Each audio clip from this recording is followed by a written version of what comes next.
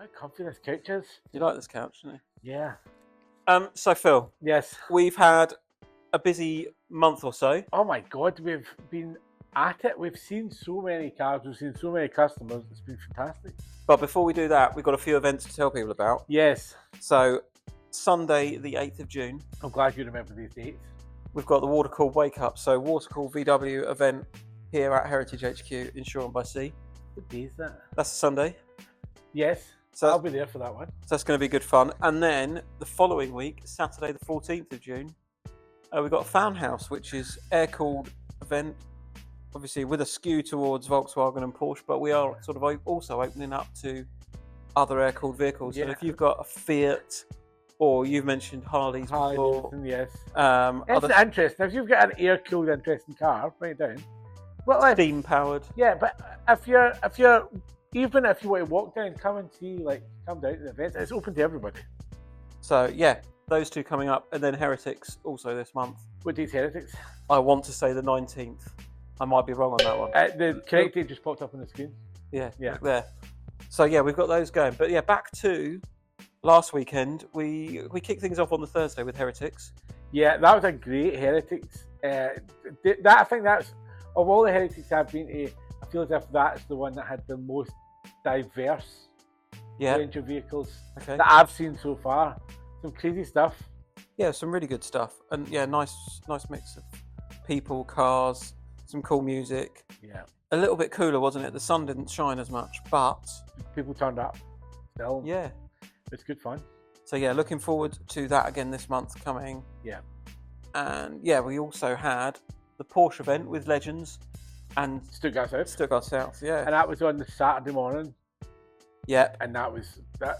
I can't believe how many Porsches turned out for that. Did you get a head count? Was it 100 or something? It was close to it. Yeah. There's so basically the whole yard was full of Porsches and loads in the big long car park as well. The place was chock-a-block. And then the Sunday morning, no rest for the wicked. We were back again. Yes. Land Rover meet. I had the most fun at that Land Rover meet. I thought it was fantastic. Obviously, when you say we're going to have an event and nobody's buying any tickets, you just don't know how many people are going to turn up. Not at all, no.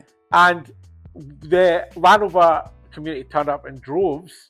There was 48 Land Rovers there, which was fantastic. And again, such a wide range.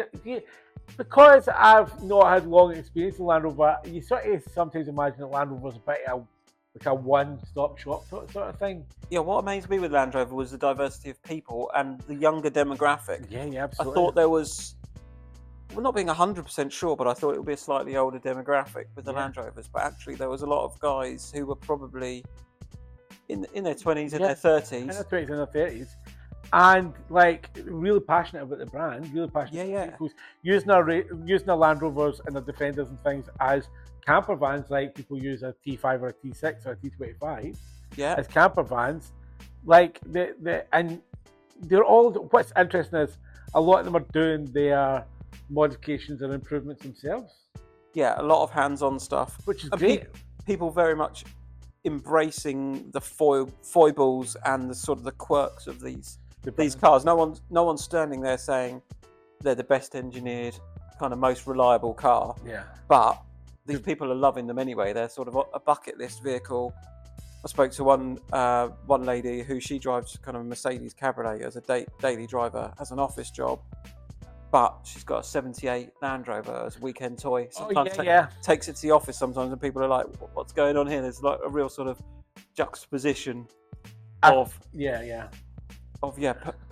personality and vehicle, and you wouldn't necessarily put the two together. But the highlight of the star of the show for me was there's a guy called Joel there who had a military spec Land Rover, now that big green one. Yeah. A green one. It was a green Land Rover, can you believe it? But it was military spec, and he bought it directly from the military, from the British Army or something, and he's zazzed it up and he's made some beautiful improvements, leather interior and stuff. Big, massive tyres. That was my main one. There was a few, wasn't there? I think which kind of tick the boxes for me. I really like the old sort of Series 1, the basic, just stripped back. Yeah. There was a bright green one, which I think the lady said she'd had since she was 16, and bought for like 50 quid or something like that. Her parents had found it in a Barnes, and she'd had it years and years. There was the black one with the pop-up roof. Oh yeah, all singing right up your That street. was an all singing, all dancing. Again, young couple who owned that, wasn't it? Yeah. And yeah, they'd been to Norway in it. They'd done some proper motoring in that. It does seem that people kind of can't get enough of them. There was a chap with another one of the Series 1, Series 2 Land Rovers was ex-Ireland, military from Ireland. All this history of involved with that car. Yeah. If you're hosting an event, or if you're going to an event you feel as if Heritage should be a part of, do send us an email at social at heritagepartcentre.com. Social at Heritage Part Centre. Both me and Andy get that email, so send us an email and say, I'm going to this event. We might not be able to come, we might be able to come. Just let us know if there's something we should be showing up at. We'd like to know about it. Absolutely. Cool. Thank you very much, Phil. Cool. Pleasure. See you all soon.